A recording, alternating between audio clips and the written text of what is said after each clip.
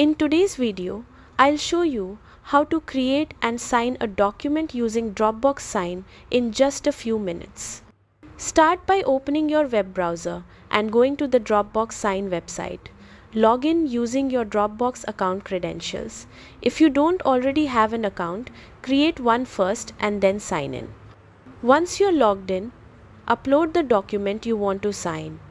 You can drag and drop the file or select it from your computer.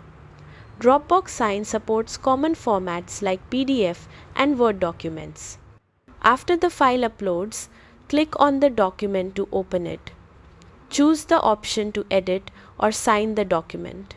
When prompted to add signers, select the option indicating that you are the only signer. The document will now open in the signing editor. From here, create your signature. You can type your name, draw your signature using your mouse or touchpad, or upload an image of your handwritten signature. After creating your signature, click on the area of the document where it should appear and place it correctly. Review the document to make sure everything looks right. When you're done, click Next and choose where to save the signed document in your Dropbox. Save the file to complete the process. That's it. You've successfully created and signed a document using Dropbox Sign, making the process quick, secure, and paper-free. Thanks for watching, and I hope this guide was helpful.